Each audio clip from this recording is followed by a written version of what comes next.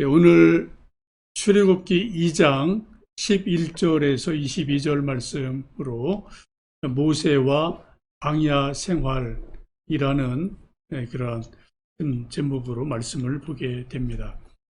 지난 시간에 출애굽기 2장 10절까지 말씀을 보셨는데요. 10절 말씀이 이 말씀이죠. 그 아기가 자라매 바로의 딸에게로 데려가니 그가 그의 아들이 되니라. 그가 그의 이름을 모세라 하여 이르되 이는 내가 그를 물에서 건져내었음이라 하였더라. 이게 10절 말씀이에요. 그리고 11절에 모세가 장성한 후에 라고 말씀을 하죠. 11절 제가 다시 한번 좀 읽어 드립니다. 모세가 장성한 후에 한 번은 자기 형제들에게 나가서 그들이 고되게 노동하는 것을 보더니 라고 11절이 시작이 돼요. 여기 출애굽기 2장 10절과 11절 사이는 한 절 사이인데 시간으로 보면은 40년의 세월의 간격이 있게 됩니다. 그렇죠? 이렇게 막 갈대 바구니에 있던 아기를 바로의 공주가 건져서 데려간 일이죠. 10절까지는. 그리고 40년의 세월이 흘러서 어른이 되고 장성한 모세가 40년 만에 등장을 하게 됩니다. 성경에 보시면은 이러한 곳들이 꽤 많아요. 이렇게 시간, 성경 한 장 혹은 한 절인데 그 사이가 시간적으로 몇십 년 혹은 몇백 년 아니면 몇 년 이런 일들이 종종 있습니다. 창세기 2장과 3장 사이 또 3장과 4장 사이에도 우리가 시간을 다 알 수 없는 엄청난 간극이 시간의 그 거리가 있는 거죠. 2장에서 하나님이 아담과 하와를 창조하시고 에덴 동산을 만드셨습니다. 그리고 거기서 타락을 하게 되죠. 그리고 이제 4장 보면은 에덴 동산에서 쫓겨나요. 추방이 돼요. 요 시간을 우리가 정확하게 알 수 없는 이거는 아주 긴 시간 우리가 이제 볼 수가 있는 거죠. 또 마태복음도 보시면은 2장은 예수님의 탄생이에요. 1장, 2장이 또 이제 애국까지 갔다 돌아오시고 이런 것들이 있는데 3장에는 예수님의 공생애의 시작을 이제 말씀하고 있습니다. 그래서 우리가 마태복음도 보면은 2장과 3장 사이는 약 30년의 어떤 그 시간의 간격이 있다. 이렇게 볼 수가 있습니다. 성경에 이제 곳곳에 그런 것들이 있어서 그런 부분들은 여러분이 조금 눈여겨서 보셔야지 좀 흐름을 아실 수가 있을 겁니다. 두 번째 보시면 모세가 장성한 후에 자기 형제들을 보러 갔다가 고난당하는 히브리인을 보고 애굽인을 쳐서 죽이는 일이 일어나죠. 우리 11절, 12절 우리 같이 읽어보십니다. 모세가 장성한 후에 한 번은 자기 형제들에게 나가서 그들이 고되게 노동하는 것을 보더니 어떤 애굽 사람이 한 히브리 사람 곧 자기 형제를 치는 것을 본지라 좌우를 살펴 사람이 없음을 보고 그 애굽 사람을 쳐 죽여 모래 속에 감추니라. 모세가 40살쯤 되었을 때 장성한 후에 한 번은 자기 형제들이 궁금해서 일하는 노동 현장을 가보게 됐습니다. 여기 자기 형제라는 것은 모세의 친형제, 혈육을 말하는 게 아니고요. 동족을 말하는 거죠. 그래서 자기 동족들이 고생하는 것을 이렇게 저렇게 보고 얘기 들었으니까 어른이 돼서 좀 자기 동족들이 어떤가 한번 노동 현장을 가보게 됐습니다. 가서 놀라운 일을 보게 되죠. 어떤 애굽 사람이 한 히브리 자기 동족 형제를 막 때려요. 그래, 일을 하는데 뭐 좀 힘이 없든지 말을 안 들었든지 그래서 하여튼 뭐 이 애굽 감독관이 히브리 노동자를 막 때리는, 뭐 지나치게 때리는 이것을 보고 모세가 이제 막 뭐가 올라온 거죠. 그래서 좌우를 살펴서 사람이 없는 것을 보고 애굽 사람을 쳐서 죽입니다. 그리고 모래에 감춰 덮어버리는 그러한 일이 일어납니다. 모세는 40년간 바로의 궁정에서 자랐기 때문에 학문, 최고의 학문을 배운 사람이고요. 또 무술도 대단한 사람이에요. 뭐 창도 잘 쓰고 칼도 잘 쓰고 우리식으로 말하면 태권도도 뭐 유단자고 그러니까 대단한 그러한 사람으로 40년간 최고의 교육을 받은 사람이죠. 그래서 애굽 감독을 쳐서 죽이고 물에 덮어버리는 일이 일어납니다. 우리말에 그런 말이 있어요. 피는 못 속인다. 지금 모세가 40년간 애굽 바로 궁전에서 애굽의 교육을 받았지만 모세의 혈관에 흐르는 피는 히브리인의 피예요. 자기 동족이 얻어만든 것을 보고 피가 끓어서 민족애가 발동을 한 거죠. 그래서 이 고통당하는 자기 민족을 좀 도와야 되겠다. 우리식으로 말하면은 독립운동을 한다는 마음으로 이제 나쁜 애굽 감독관을 쳐 죽이게 됩니다. 여기 이제 자아의 자각이 일어나는 거예요. 40년간은 이런 게 별로 없었어요. 근데 막 고통당하는 자기 동족을 보고 피가 솟구치면서 나도 히브리인인데 어떤 그런 자아의 자각이 일어나면서 지금 이제 모세에게 큰 전환점이 일어나는 것을 볼 수가 있겠습니다. 세 번째 보시면 이튿날 두 히브리인이 또 나가봤더니 또 히브리인끼리 또 싸워요. 모세가 중재하려고 했는데 또 의외로 동족한테서 또 반발을 받는 그런 일이 일어나죠. 우리 13절, 14절 우리 좀 같이 성경 읽습니다. 이튿날 다시 나가니 두 히브리 사람이 서로 싸우는지라 그 잘못한 사람에게 이르되 내가 어찌하여 동포를 치느냐 하매 그가 이르되 누가 너를 우리를 다스리는 자와 재판관으로 삼았느냐 내가 애굽 사람을 죽인 것처럼 나도 죽이려느냐 모세가 두려워하여 이르되 일이 탈로 되었도다. 이제 이튿날 또 나가보니까 이번에는 자기 히브리 동족끼리 뭐 투닥투닥 뭐 싸워요. 치고받고. 이게 이제 모세가 또 답답해서 그 두 사람을 불러서 왜 싸우느냐 우리 동족인데 왜 싸우느냐 이렇게 좀 싸움을 제지시키고 중재를 시키려고 했어요. 그래서 이제 잘못한 사람에게 내가 왜 동포를 치느냐 좀 힘 있는 사람이 때린 것 같죠. 이게 좀 화해시키고 중재를 시키려고 그랬더니 그 사람이 하는 말이 뭡니까?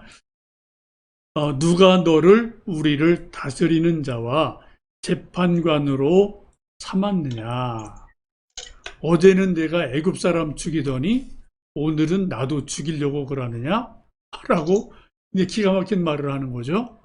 모세는 어제 애굽 감독관을 죽이면서 아무도 모르게 좌우를 둘러보고 아무도 모르게 죽인 거로 알았는데 지켜본 사람들이 있는 거죠. 그죠? 그때는 아무 말 안 하다가 이제 모세가 이제 히브리 사람에게 왜 형제끼리 싸우느냐 서로 좀 이렇게 좀 사이좋게 좀 지내라라고 좀 중재를 했더니 이 사람이 반발을 하는 거예요. 네가 언제 우리 재판관이냐?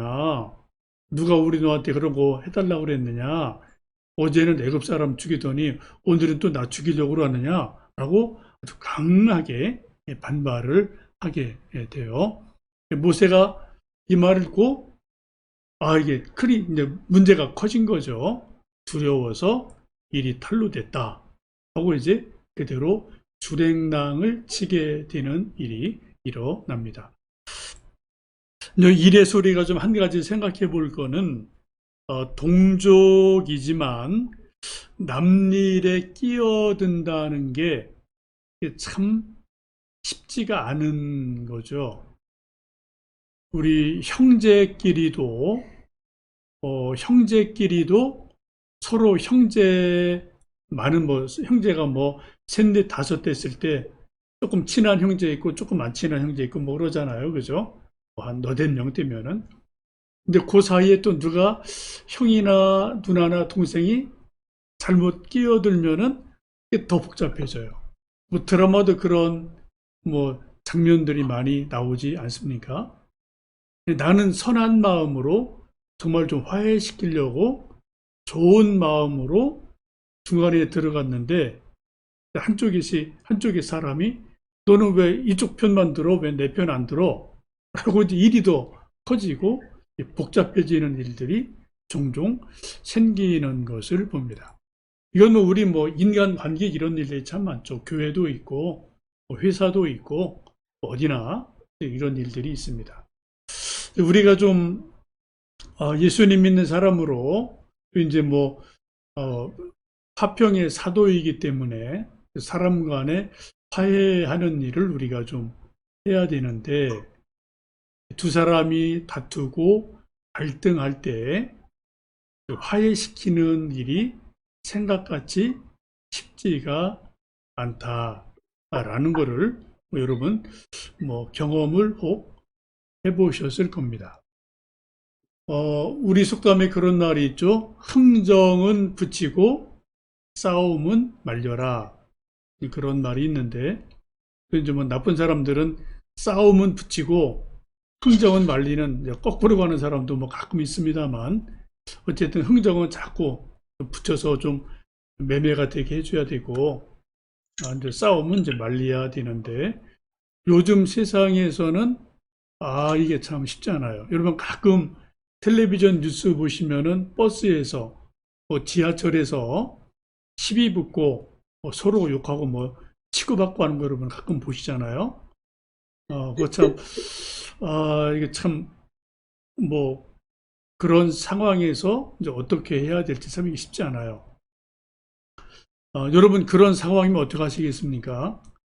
여러 가지 이제 형편에 따라 하시겠지만 제일 좋은 방법은 우리가 다 핸드폰이 있으니까 빨리 좀 112인가요? 이제 글로다가 전화를 해서 지금 여기 하여튼 누가 싸웁니다. 특히 이제 이런 길거리 또 이제 으슥한 뒷골목에서 누가 치고받고 싸우고 이럴 때 거기 잘못 끼어들었다가는 정말 봉변당할 수가 있겠죠. 그죠? 요즘은. 그래서 좀 그런 경우는 좀 빠르게 좀 이제 112로 전화를 해서 이제 경찰이 와서 좀 그런 것들은 정리할 수 있도록 해주는 것이 좀 필요하지 않나 싶어요. 하여튼 여러분 그 상황 따라서 좀 이런 거는 잘 하시면 좋겠습니다. 이제 모세가 이제 오해를 받고 이제 좀 아주 어려운 일을 만나게 됩니다. 이 일이 탄로가 됐어요. 네 번째 보시면은 이 일이 모세가 애굽 감독관을 죽였다라는 말이 바로에게 보고가 들어가죠. 2장 15절 같이 읽습니다. 시작. 바로가 이 일을 듣고 모세를 죽이고자 하여 찾는지라. 히브리 사람이 동족에게 가서 밀고 한 거죠. 그죠? 분명해요. 이게 동족이 가서 관리한테 보고하고 또 관리가 바로한테 보고해서 모세가 애굽 감독관을 어제 죽였습니다. 또 신속하게 보고가 됩니다. 그러자 이제 바로가 이 말을 듣고 모세를 죽이려고 모세를 찾습니다. 체포령을 내리죠. 수배령을 내리게 됩니다. 여러분 이제 모세와 지금 현재 바로는 엑소더스 출애굽 영화에도 나오고 또 율법인다가 이제 바로 역할하고 했던 그런 영화도 나오고 이제 애니메이션 영화도 있고, 뭐 하여튼 모세를 주제로 한 영화가 많이 있는데, 그 영화들을 보면은 되게 이 바로와 모세는 좀 나이가 비슷한 거로 나오고요. 근데 어릴 때는 되게 진짜 형제같이 사이좋게 지냈던 것 같아요.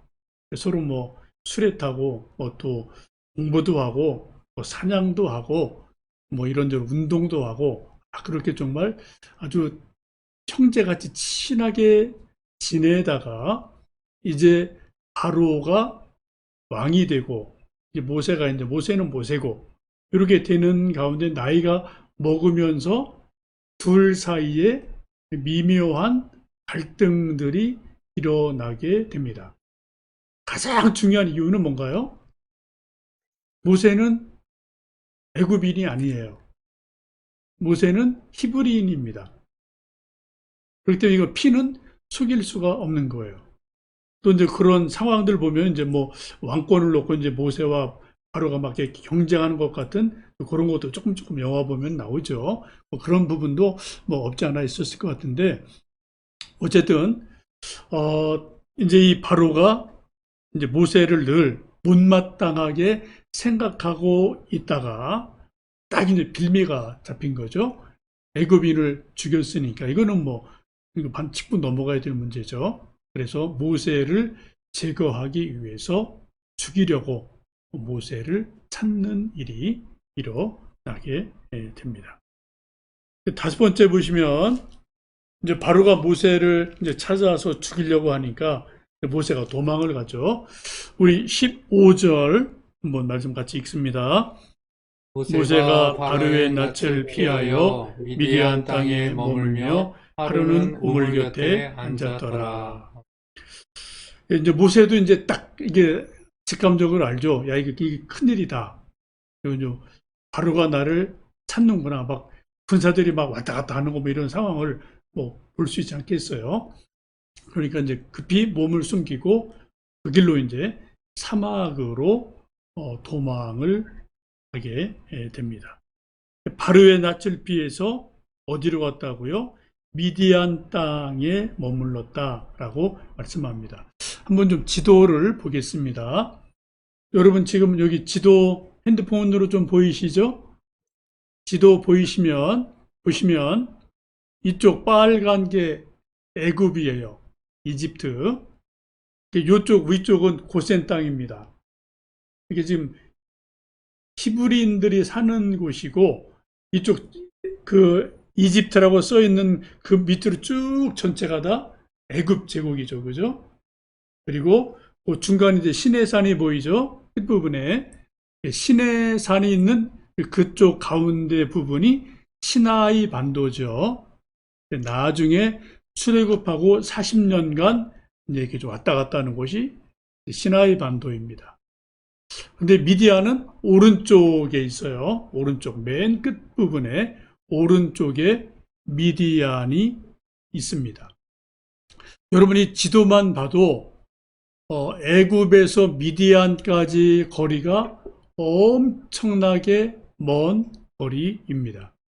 지금 모세가 얼마나 두려우면 애굽을 떠나서 시나이 반도, 거기 사람 살지 않는 데죠. 시나이 반도를 건너서 미디안까지 아주 멀리, 정말 바로가 추적할 수 없을 먼 곳으로 도망을 가게 됩니다.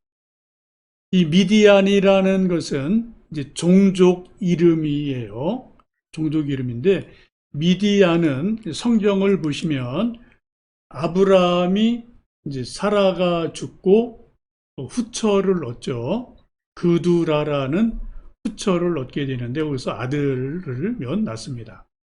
그 중에 이제 낳은 아들 중에 하나가 미디안이라는 이제 아들을 낳게 돼요.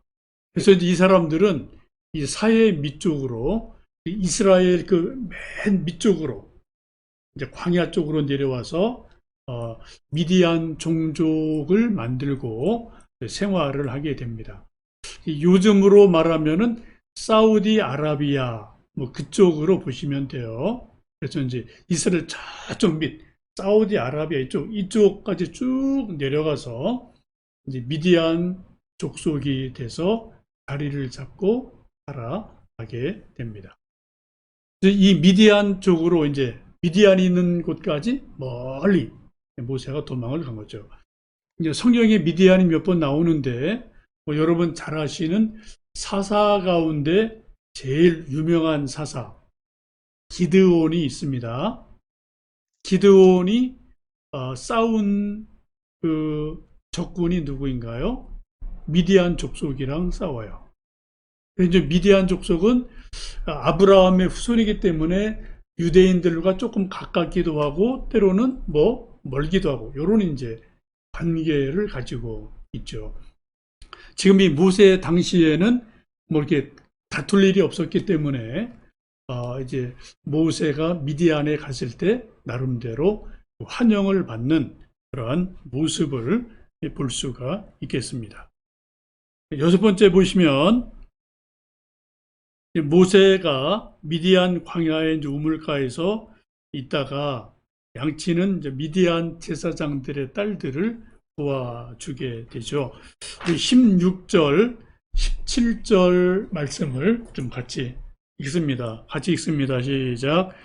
미디안 제사장에게 7달이 있었더니 그들이 와서 물을 길어 구유에 채우고 그들의 아버지의 양떼에게 먹이려 하는데 목자들이 와서 그들을 쫓는지라 모세가 일어나 그들을 도와 그 양떼에게 먹이니라. 아멘. 이제 모세가 미디안까지 가서 이제 어디 우물 옆에 좀 쉬고 있는데 여자들이 쭉 여인 딸들이 쭉 몇 명이 양을 끌고 와서 이제 물을 먹이려고 그래요. 근데 또 남자 목자들이 막 한때가 막 오더니 이 남자들이 더 억세니까 이 여자들이 처녀들이 이제 양을 몰고 오니까 그들을 밀어내고 그리고 남자들이 늦게 왔는데 자기들 양에게 먼저 물을 주려고 그러니까 시비가 일어난 거죠. 그때 모세가 그걸 보고 일어나서 도와주어서 그 딸들이 양떼에게 물을 먹이도록 도와줍니다. 모세는 아까도 말씀드린 것처럼 애굽의 왕자로 자랐기 때문에 뭐 체력이나 무술이나 지식이나 이런 거는 뭐 그 당시 최고의 실력자로 보시면 돼요.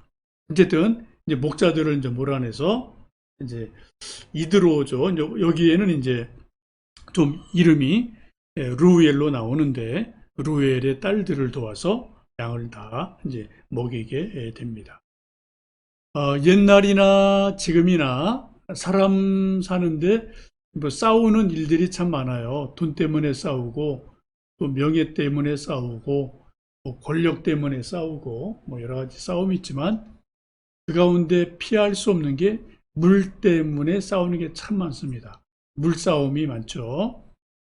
그래, 요즘은 뭐 그런 게 이제 거의 없을 텐데 제가 어렸을 때만 해도 시골에서는 논에 본물되는 것 때문에 싸우는 일이 참 많았습니다. 평상시에는 뭐 이웃이 다 친구예요. 형님 동생이에요. 근데 막 가뭄 들고 이렇게 되면은 논에 본물 누가 먼저 되느냐 그것 때문에 정말 싸워요. 막 주먹 다짐도 하고 가끔은 뭐 하여튼 촌에서 사람 죽는 일도 일어납니다. 아주 심각한 문제가 좀 일어날 때가 있어요. 광야는 더군다나 좀 물이 뭐 없는 데니까 오아시스 이런 데 뭐 조금 있는 데니까 이제 양에게 물을 먹일 때도 이게 아주 싸움이 많은 그런 것으로 볼 수 있고요. 또 이삭도 보면은 창세기에 울 아래에서 이렇게 좀 우물을 팔 때 거기서 또 이제 우물 때문에 다툼이 있어서 뭐 이렇게 몇 번 다툼 있던 걸 여러분 뭐 기억하시고요. 우리나라도 가끔 이북이랑 물싸움 합니다. 임진강 저쪽 상류에 좀 이북에서 댐 만들어 놨잖아요. 그래서 홍수 막 나면은 미리 좀 우리한테 알려주고 이제 방류를 해야 되는데 뭐 이놈들이 이제 뭐 우리한테 좀 이상하게 하려고 아무런 방송 없이 그냥 물을 확 쏟아내면은 파죽 근처에 있는 사람들, 임진강 사람들, 뭐 눈밭 뭐 싹 쓸어버리고 사람 떠내려가는 일도 있고, 뭐 이런 거 가끔 있잖아요, 그죠? 뭐 인도, 파키스탄, 뭐 베트남, 태국 이런 데도 다 보면은 이게 상류에 이제 댐을 막아 놓으면은 하루에 물이 줄어드니까 국가 간에 지금도 물싸움이 아주 많은 것 여러분 보실 수 있어요. 지금도 하여튼 요 양에게 물 먹이는 것 때문에 물싸움이 있는데 그때 모세가 도와주는 일이 일어나서 이 딸들을 돕게 되죠.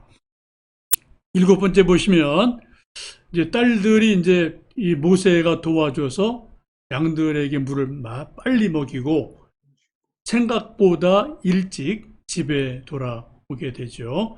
우리 18절, 19절 읽어 보십니다.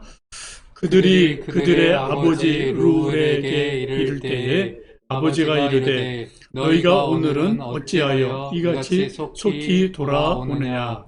그들이 이르되 한 애굽 사람이 우리를 목자들의 손에서 건져내고 우리를 위하여 물을 길어 양떼에게 먹였나이다. 이 평상시보다 이 딸들이 양떼 풀도 먹이고 물도 먹이고 일찍 왔어요. 보통 해질 때쯤 오는 게 정상인데 해가 한 뭐 서너 시 됐는데 일찍 온 거죠. 그래서 아버지가 궁금해서 묻습니다. 아버지 루우엘이 너희가 오늘은 어찌하여 이같이 속히 돌아왔느냐? 라고 질문을 하게 됩니다. 이걸 보면은 아버지 루엘이 이제 성경에서는 이제 제사장 미디안족의 리더라는 거죠. 족장 같은 거로 보시면 되겠죠. 리더인데 상당히 센스가 있는 사람 같아요.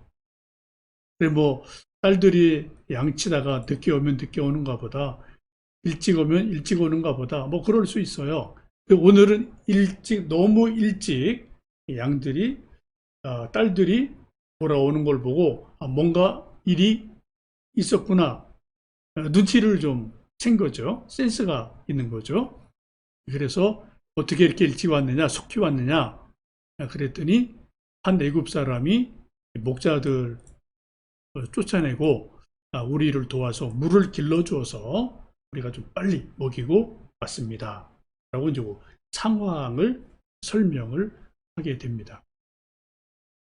이제 우리 부모들도 엄마 아버지들도 이제 자녀들을 기르다 보면은 애들이 뭐 우리가 모르는 게 참 많죠. 친구 간에 싸우는 거, 또 뭐 중고딩 애들이 학교에서 뭐 선배들한테 뭐 맞는 거, 뭐 돈 뜯기는 거, 아니면 뭐 또 좀 안 좋은 애들이랑 어울리는 거, 뭐 이런 게 뭐 우리 부모에게 뭐 많이 있지 않겠습니까?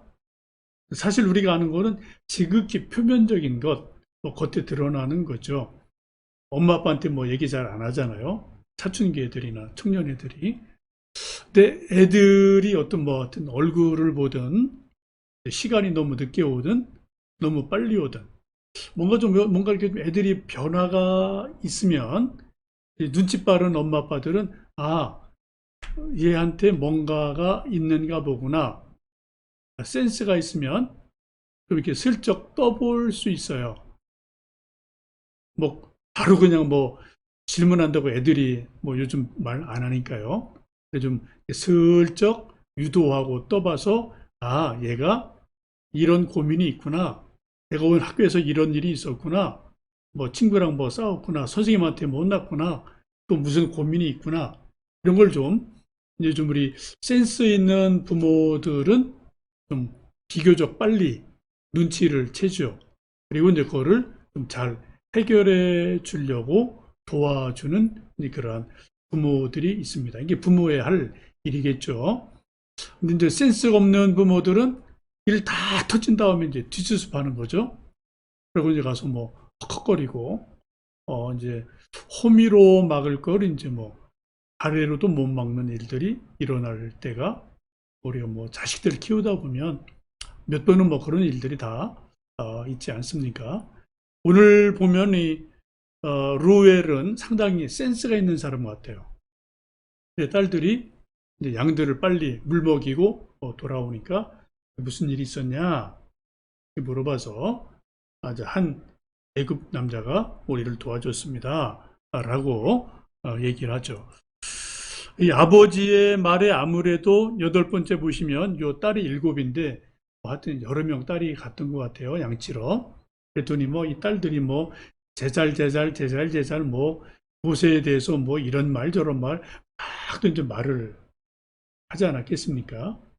그랬더니 이 말을 듣고 루엘이 직감적으로 이 모세라는 이 남자가 보통 사람이 아니구나 라는 것을 직감적으로 루엘이 알게 됩니다. 20절 말씀 같이 읽어보십니다. 아버지가 딸들에게 이르되 그 사람이 어디에 있느냐 너희가 어찌하여 그 사람을 버려두고 왔느냐 그를 청하여 음식을 대접하라 하였더라. 예, 아버지가 이제 딸들의 이런저런 말을 쭉 듣고 야, 이 애굽 남자가 보통 내기가 아니구나 딱 알고 어떻게 해요? 딸들에게 그 사람 지금 어디 있니? 빨리 가서 그 애굽 남자 찾아와라. 왜 버려두고 왔느냐? 를 청해서 음식을 대접해야지. 그래서 일단 고마운 마음도 있지만 루엘의 마음 속에는 호기심도 있고요. 뭔가 이 애굽 남자가 보통 사람은 아니구나. 뭐 이런 여러 가지 생각으로 모세를 찾아서 초청하는 그런 일이 일어나게 됩니다. 이제 아홉 번째 보시면 그래서 결국 모세가 이제 초청이 돼서 뭐 식사를 하고 이제 루엘과 이런저런 얘기를 해보고 또 이제 뭐 이런저런 며칠 지내 보니까 모세가 보통 내기가 아닌 거를 알고 동거하고 사위가 되는 일이 있습니다. 우리 21절, 22절 같이 좀 읽어보십니다.